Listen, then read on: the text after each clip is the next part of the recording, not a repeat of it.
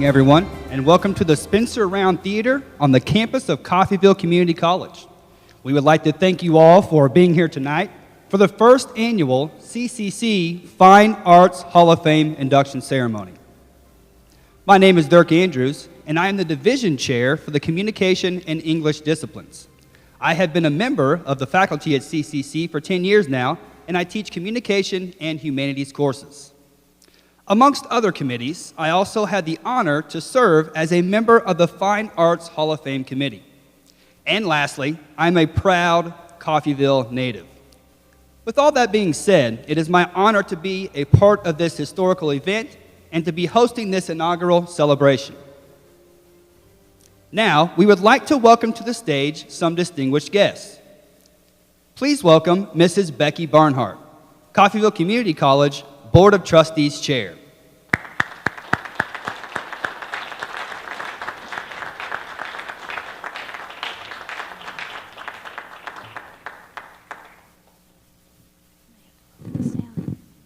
Good evening.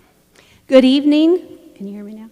Good evening and welcome to the 2022 Fine Arts Hall of Fame celebrations. As the chair of the Board of Trustees, I am honored to welcome our 4 honorees and their distinguished guests to tonight's event, as well as each of you as you are joining us in celebrating the new Hall of Fame that recognizes the contributions of the fine arts and humanities disciplines. Tonight, we celebrate 3 pillars that created a foundation of integrity, vision, and a dedication to a lifelong learning for themselves and their students, as well as a local boy who followed his dreams and talents far beyond his small town roots. Frank Lloyd Wright quotes, "Talent is good, practice is better, passion is best."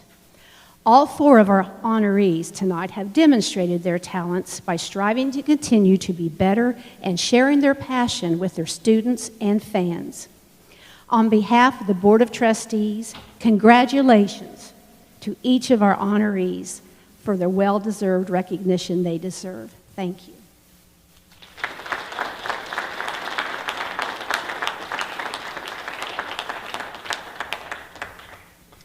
Thank you, Mrs. Barnhart.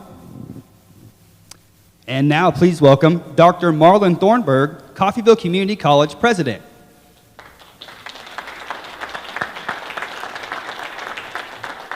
Good evening, everyone. We appreciate everybody taking the time to come out tonight. So on behalf of the faculty, staff, and administration at Coffeyville Community College, thank you and welcome to our campus. We want to honor these people tonight. I had the privilege of working with 3 of these. Mr. Criswell was, and Vaughn and Vilma were both here when I got here in August of 1989. Worked with them for many years, and so it's an honor and a privilege to have them here tonight to receive these awards. We're tying this in with our 100th anniversary of Coffeyville Community College. In the fall of 2023. Our first class was enrolled at Coffeyville Community College 100 years ago. And this event is part of those activities that we will celebrate over the next 3 years as we celebrate our first class, then also our first graduating class in May of 2025. Again, congratulations to these individuals, well-deserved. And we're so happy that you came out tonight and were able to come and bring your family with you. So welcome to our campus and thank you very much.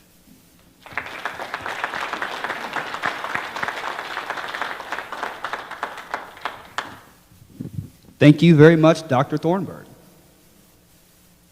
To begin this historical night, I would like to share a few personal reflections of mine on the fine arts and humanities disciplines.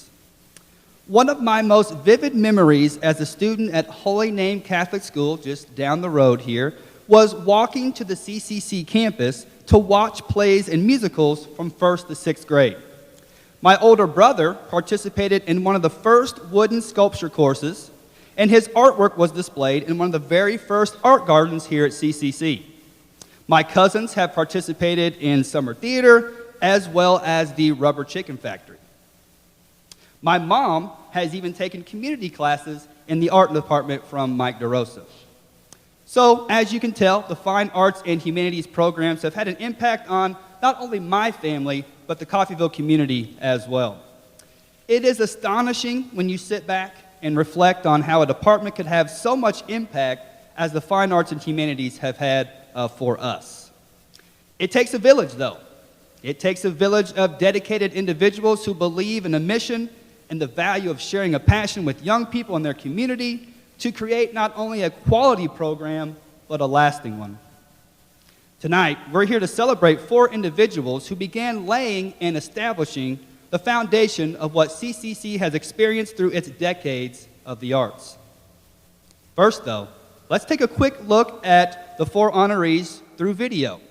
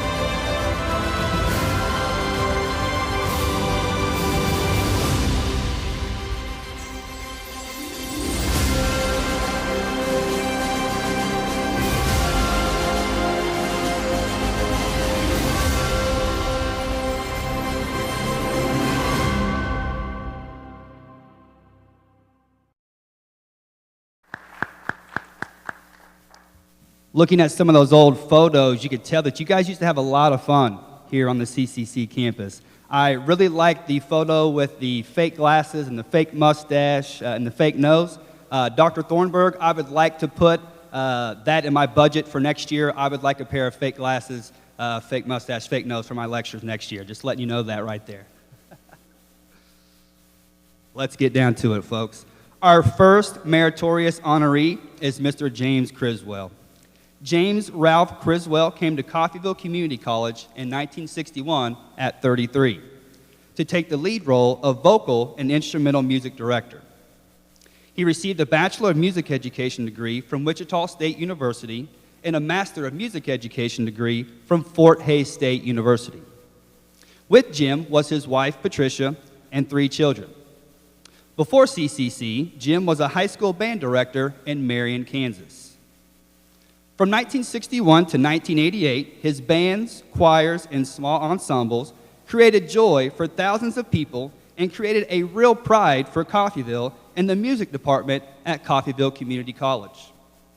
Jim recruited and led the only community college marching band in the state for many years, and in 1987, he was named Distinguished Professor at CCC.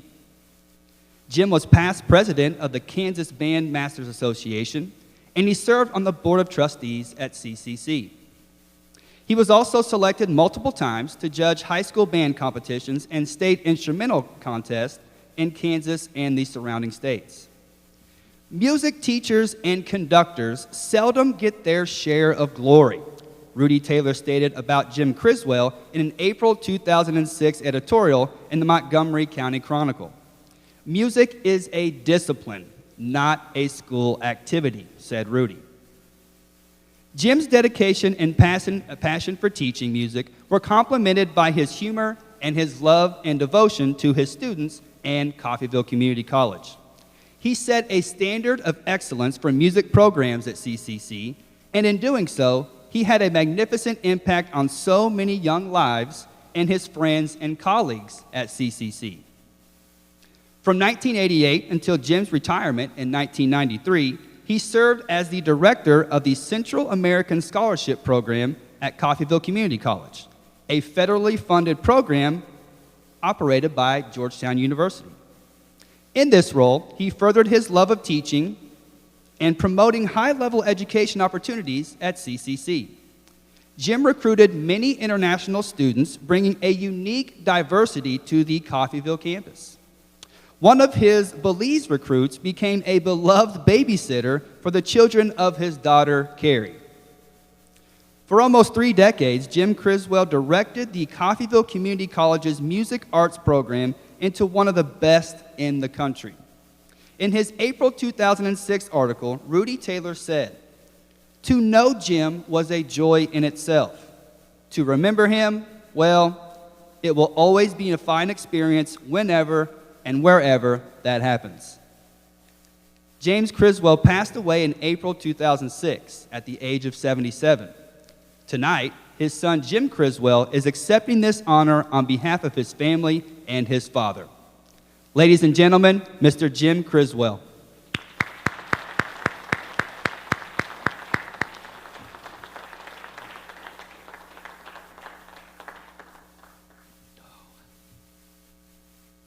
Help me out here, Dad.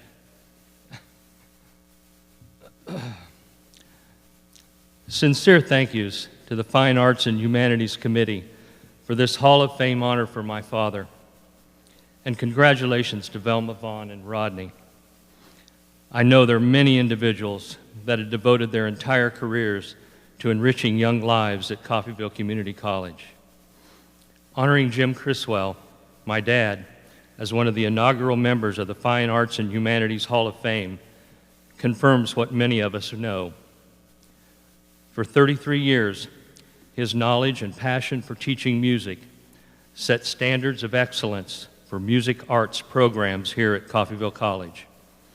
And Markel Porter and Dr. David Wiggins are continuing that music arts excellence. Over those 3+ decades, Jim had a magnificent impact on so many young lives, as well as friends and colleagues here at Coffeyville Community College. Again, on behalf of our father, my sister Carrie, my brother Randy, and I, we're extremely grateful for this lasting honor and lasting recognition. Thank you very much.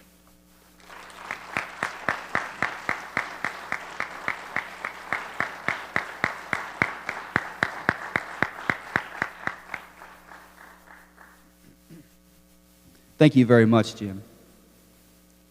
Our second meritorious honoree tonight is Mrs. Velma Lippold. Velma Lee Lippold grew up on the family farm near Lincoln, Kansas. She received a Bachelor of Music Education degree from Bethany College and a master's degree from the University of Northern Colorado. Mrs. Lippold was the director of Western Plains Arts Association, director of the CCC Humanities Program, and director of the Summer Kids Academy. As the director of the CCC Humanities Program, Mrs. Lippold was instrumental in bringing a diversity of cultural events to not only CCC, but Southeast Kansas, spearheading the vision to provide performances to the community, Field Kinley and Caney High Schools, and nursing home residents. Programming spanned from folk musicians, storytellers, bagpipers, ghost stories, and magicians, to name a few. Mrs. Lippold also secured artists of residency, such as a classical violinist who played the first violin with the St. Louis Symphony. Programming expanded under the leadership of Mrs. Lippold into lecture series. Mrs. Lippold shared a few special guests, including college football Hall of Fame coach Tom Osborne, who agreed to a speaking engagement and flew in for dinner and his speaking engagement. A football recruitment might have been an enticement for this contract. We are not quite sure, just might have been. Then there was Desi Arnaz Jr., son of Desi and Lucille Ball. Motivational speaker Commander Drew Brown, a naval jet pilot and recipient of the Meritorious Service Medal awarded by the U.S. President. In addition to these multi-day residencies, Mrs. Lippold assisted acquiring outstanding professional events such as theater companies, dance, instrumental, and choral music.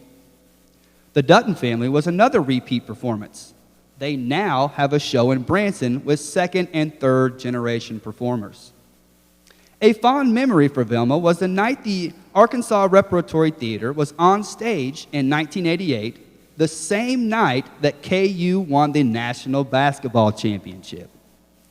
She facilitated using the community facilities to bring the arts to the Coffeyville community.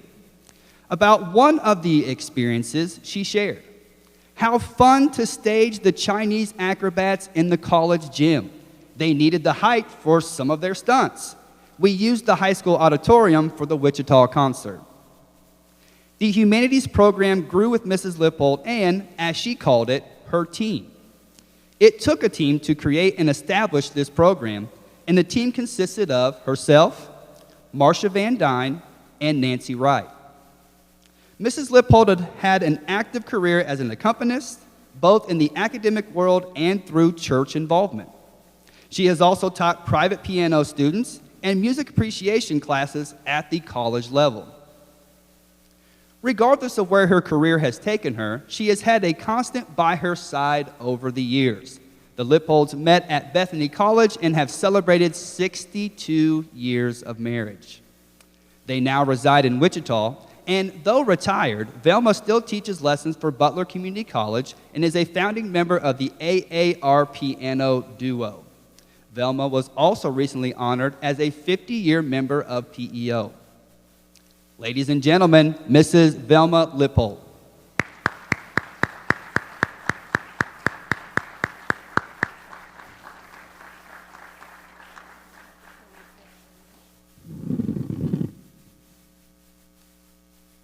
Good evening. It's indeed an honor to be named to the inaugural Coffeyville Community College Fine Arts and Humanities Hall of Fame. I'd be more comfortable if there were a piano in front of me instead of the microphone, but I appreciate this opportunity to share a few thoughts on the years we spent at CCC. Congratulations to the college on reaching your 100-year milestone. It seems most appropriate to highlight the fine arts as you invest in the future by celebrating the past. I thank you, President Thornburg, and thank you to Dr. Potter, even though she's not able to be with us, and Kim Blaze for making the arrangements for this very special evening of recognition. The first question that came to mind upon receiving a letter from Dr. Thornburg was, do they want individual photos or one of us together? Imagine my surprise when I learned the awards were being presented to the Lippolds individually. So, after 62 years of working together, I have my own identity. Many highlights of the humanities program come to mind, and some were just mentioned, but I'll repeat a few. Even though it's been nearly 30 years since we left Coffeyville. Yes, there were folk musicians, storytellers, other artists sharing their talent at various sites throughout the community. I still recall the sound of bagpipers playing as they walked through the auditorium. Also, ghost stories that were told here on the stage. And I can still remember smiles on the faces of the long-term care residents when they were treated to familiar songs from the past and they recognized them. And of course, in addition to all these multi-day residencies, there were memorable performances featuring theater, dance, instrumental, and choral music. Anyone out here remember seeing the Chinese acrobats over in the old gym? It was quite a fun event. One of my very favorite artists was trumpeter Alan Vizzuti. He performed the popular Carnival of Venice, as well as his own compositions, and I was privileged to be his accompanist right here on this stage. It was such a thrill. In looking back over the years in Coffeyville, I was truly blessed to have had the opportunity to coordinate the humanities program. I met some wonderful people in the fine arts world, and I hope I played a small role in bringing fine arts and humanities to the forefront in Southeast Kansas. And again, thank you for honoring me with this Hall of Fame award.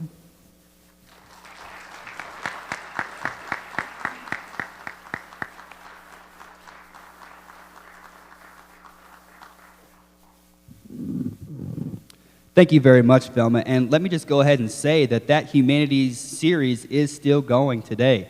Every Tuesday at 9:30 and then Tuesday evenings at 7 p.m. If you guys aren't doing anything, come out and check out an artist. It is a lot of fun, to be quite honest with you. Thank you very much for that. Our third meritorious honoree tonight is Mr. Vaughn Lippold. Mr. Lippold grew up in western Kansas, receiving an Associate of Arts degree in music education from Dodge City.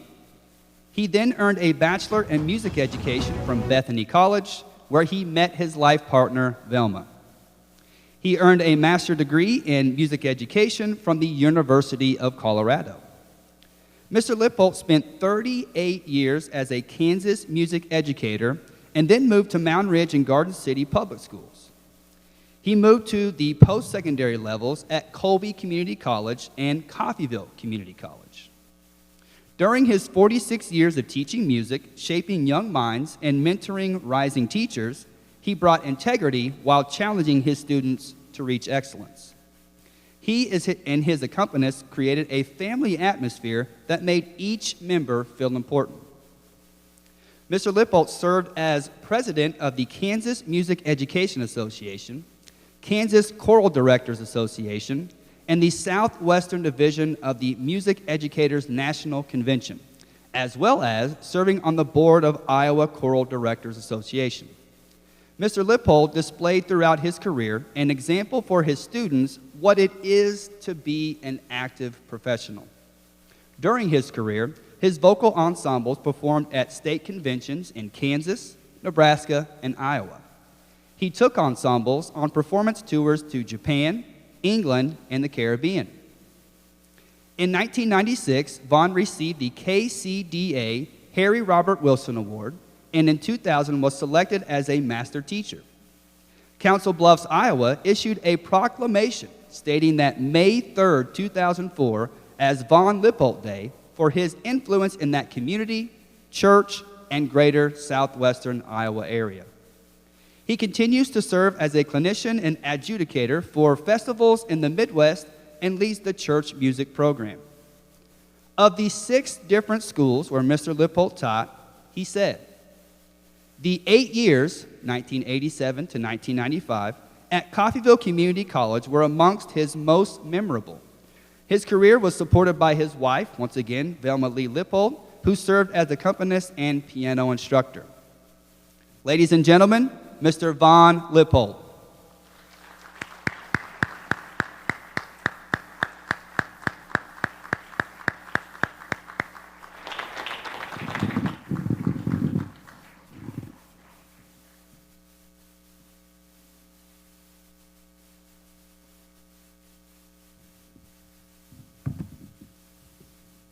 Thank you. He said it all. That's my speech. Goodbye.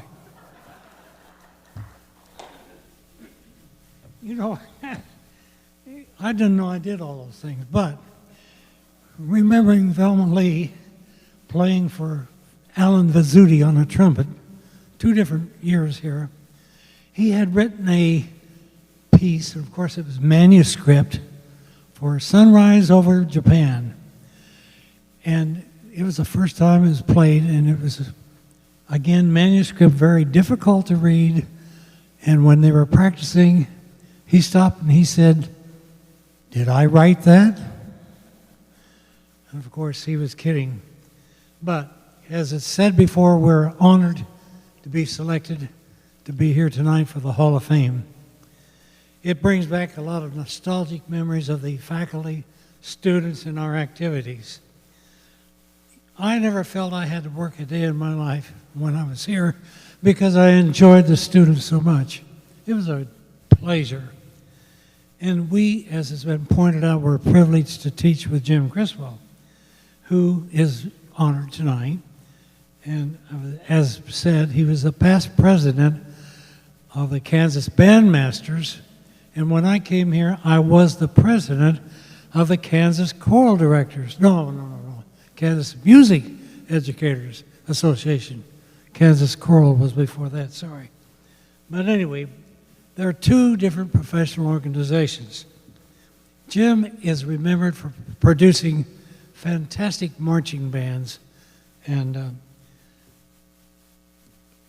speaking of professional music organizations, Mark Gard, who teaches at Field Kinley, is now the current KMEA president, and not many cities can hold that distinction.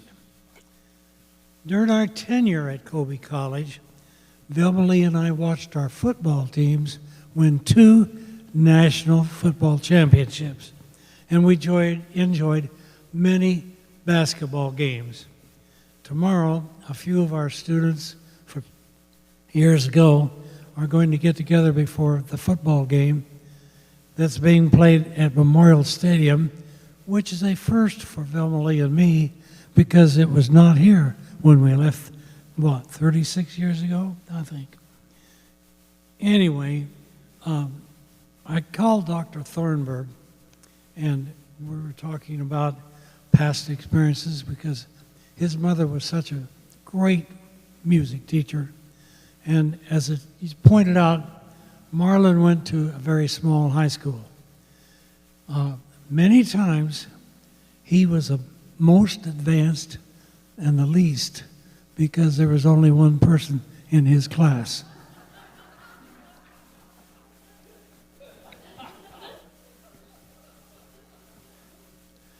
And I was asking Marlon about his siblings, and of course it's pointed out that his older brother Lance went to school with us. And when he's told about one of his brothers is a highway patrolman, and I said, "Is he that dyslexic patrolman?" He said, "What do you mean?" Well, the dyslexic patrolman was handing out IUDs instead of DUIs.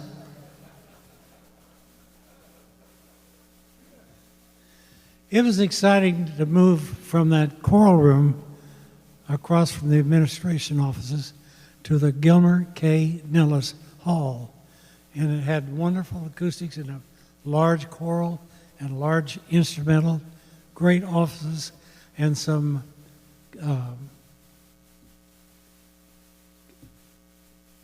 practice rooms that were really special too. But remembering Gillis, he made the best rum cakes at Christmas time. The only problem was you could not eat more than one piece, or you had to get a designated driver to drive you home. All of our concerts were well attended right here. And then the Raven Sound Sessions, our show choir, performed for many high schools around the community, and also in the states of Colorado and Texas and Missouri, and also in Washington, D.C. But during the trip to Colorado, I suffered a severe nosebleed, and it ended up in a Denver hospital for 5 days. That meant Velma Lee had to get a student driver to drive back to Coffeyville. Well, as they left the next morning, left Denver, I-70 was closed due to the snow. And so they were lucky to get the last 2 rooms in a motel on the east side of Denver.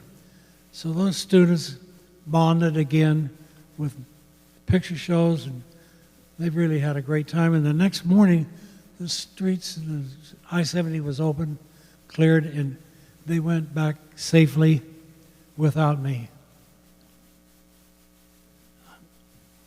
A last memory I want to share with you is about the Coffeyville Community Choir. Men of note. There was a barbershop quartet made of Derek Beidelman, Mark Jackson, Dennis Jacobson, and Derek Beidelman, and Raul Cortez. And one time they were scheduled to have a program down in Tulsa, and the night before, I broke my collarbone. So Velma Lee stepped up to the bar. She took them down there. They had a successful tour, and I wasn't missed. There's another story about Velma Lee backing up a college van, but that'll have to be told at another time. It's a pleasure to know that Markel Porter, one of our first students here at Coffeyville Community College, is now the vocal music instructor. And it's that old saying that the apple does not fall from the tree. Well, a lot of water has crossed under the bridge since we left here 26 years ago. And so, again, thank you for this honor. Oh, I should tell you that I started out as a youngster with a tricycle. It's gone full circle. But thank you for this honor, and keep on supporting the Coffeyville Community College Fine Arts and Humanities programs.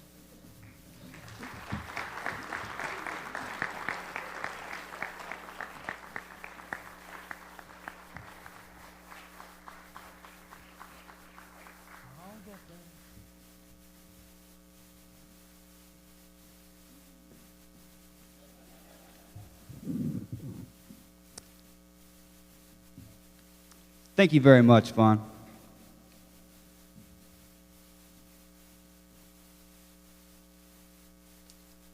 Our alumni honoree is a member of the Kansas Music Hall of Fame, the Oklahoma Music Hall of Fame, and the Rockabilly Hall of Fame. Tonight, he comes home and will be the first alumni inducted into the Coffeyville Community College Fine Arts Hall of Fame. Ladies and gentlemen, Mr. Rodney Lay.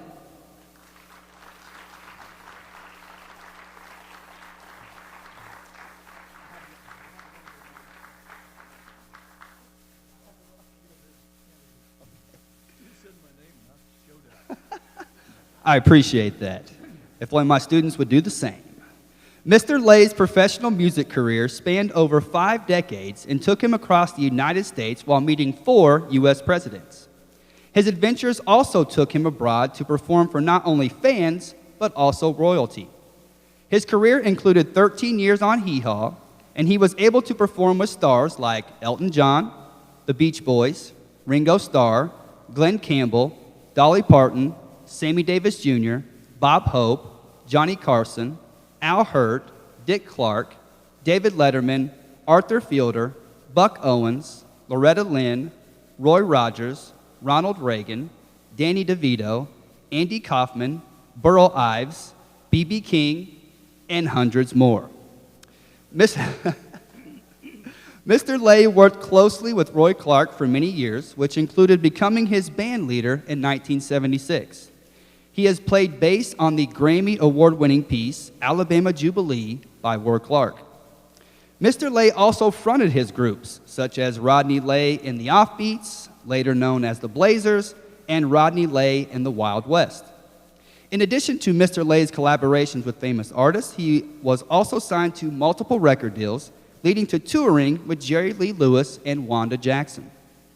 He also penned 11 published pieces. One of the most notable was recorded by Waylon Jennings called Something's Wrong in California. Mr. Lay's talent also led him to the big screen, as he appeared in 6 movies, one in which he sang while having feature roles in 2 others. Mr. Lay returned to the Coffeyville area to work as a DJ at KGGF in 1966 before joining the Roy Clark's band again. Regardless of where his career has taken him, Rodney always returned to his roots here in Coffeyville. And let me just add, he is a die-hard Red Ravens fan and supporter. Ladies and gentlemen, Mr. Rodney Lay. No problem. Thank you.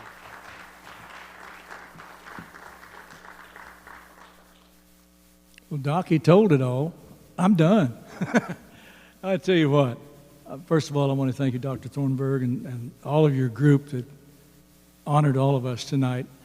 And it's really good to come home. You know, sometimes you can't say that. It's hard to come home, but not here. And I got to tell you how I got in music. I played football at the Coffeyville High School, and I thought I was pretty good. And I didn't get invited to play at any college, so I did a walk-on here at the Red Ravens. And the coach took one look at me, and I weighed probably 160 pounds, 6'2", and he said, "We'd kill you." I said, "What are you talking about?" He said, "Let me show you." And he took me back in the locker room. The team had just finished their scrimmage. And I saw these giant men moaning and groaning and aching. And I thought, oh my gosh. So I came back out there and I said, "I don't believe I want to play football." I said, "Maybe I can get in the band and I can go to the games." So I went to enroll. I enrolled in music as a minor. I went to all the games. I rode home with the cheerleaders.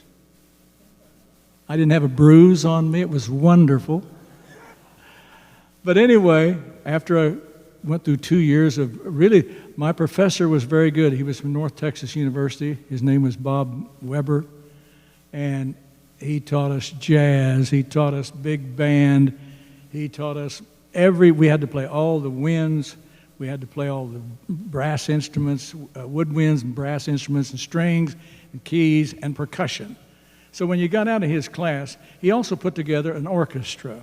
We had a dance orchestra that would go play a lot of the dances at the country club. We did Glenn Miller and Les and Larry Elgart, all the big bands. So I had a real good dose of that for 2 years. So when I got done, I lived on a ranch. My dad was an old cowboy, and it was hard. We were breaking horses and bucking bales of hay and building fence. And I said, "Dad, I'm going to Hollywood." He said, "Why?"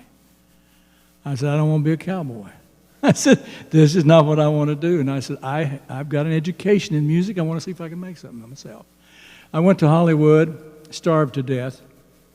I came home after 3 or 4 months. My dad said, "Did you learn your lesson?" I said, "Yeah, for a while." I was home a couple of months, and I said, "Dad, I'm going to New York City." And he said, "You've lost your mind." I said, "Probably have." So I went to New York City.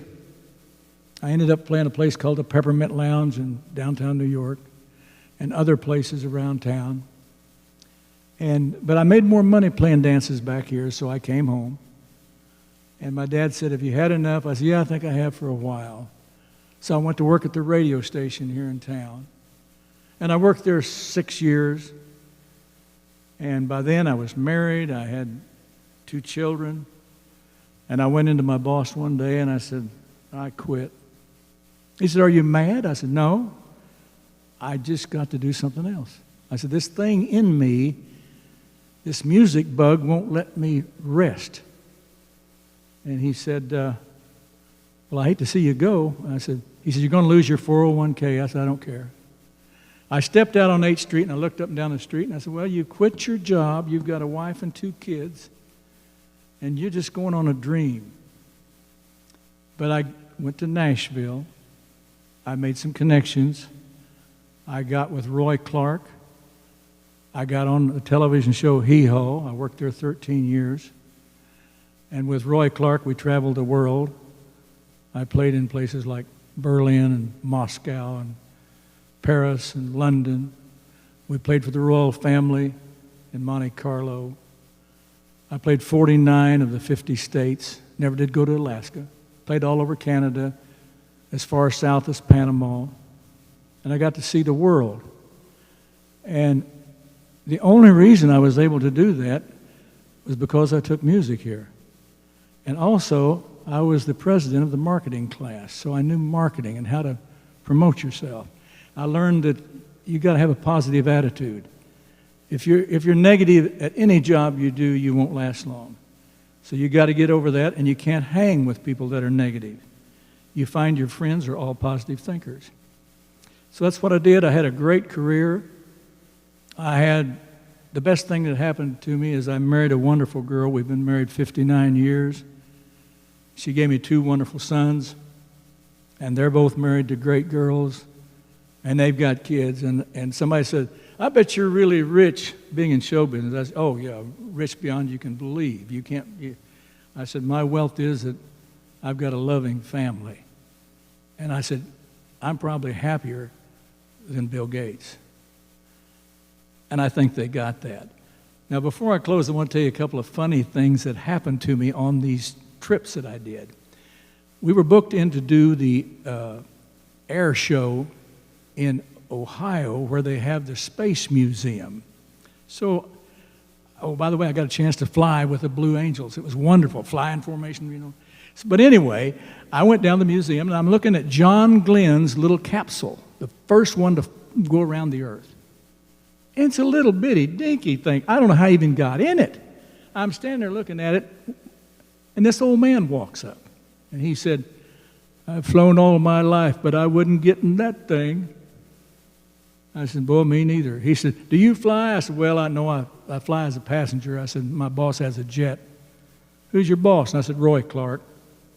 He said, well, you work with Roy. And I said, yeah. And I said, what's your name? He said, Jimmy Doolittle. I said, the Jimmy Doolittle? He said, yes. Do you know who I am? I said, well, yes, I know who you are. So I'm talking to him, thrilled to death that Jimmy Doolittle is talking to me. And this guy walks up and starts butting in on us. And I'm going like, oh, please, fella, just go on. You know, I wanted to say that. But he wouldn't leave. So I finally turned around and I said, sir, this is Jimmy Doolittle here, and I'm Rodney Lamb with Roy Clark. What's your name? And he said, Neil Armstrong. And I said, and it was before cell phones. I didn't have a camera. Isn't that terrible? My other quick little story I'll tell you. For a while when I was in California, I wrote songs for a publishing company, Pamper Music. And the guy that ran the company was Joe Allison. And he was a great songwriter, by the way. And I was out there a few months, and he called me into the office one day, and he said, Rodney, I'm going to have to let you go. And I said, why? He said, you're never going to write a hit. He said, you just don't have it in you, and I'm sorry I can't keep you any longer. Oh, it was a long trip back to Kansas. I was just crushed. And I get home, and that's when I started working at the radio station. And I'd play records on the radio, and I think, I can write songs as good as that. Well, one day I just started working on trying to write a song, and I wrote a song called He's Got Away with Women, and He Just Got Away with Mine. And I didn't know who to pitch it to. The only guy I knew was Hank Thompson, and Hank was living on Lake Tenkiller at the time. So I had his number, and I called him, and I said, Hank, I've got a song I'd like for you to listen to. He said, well, send it down to me. So I sent it to him on a little reel-to-reel tape. He called me and said, I love that song. I want to record it. He said, I'm going to California next week to record for United Artists. I said, great, this is wonderful. So he goes out and records it. When he gets home, he said, what's the deal with Joe Allison? I said, well, he's the guy that fired me. He said, when I got out there, Joe Allison was my producer. And he said, well, Hank, you got some songs for me to listen to that we're going to record? And he said, so I sang him, He's Got Away with Women, He Just Got Away with Mine. He said, the title alone is a smash hit. Did you write that? And he said, no, Rodney Lay wrote it. He said, he turned white as a sheet. That's called karma, I think. Anyway, I could go on all night, but I want to thank you all from the bottom of my heart that this old CCC alumni was able to come home and get this fine award from you people. I love you all. Thank you.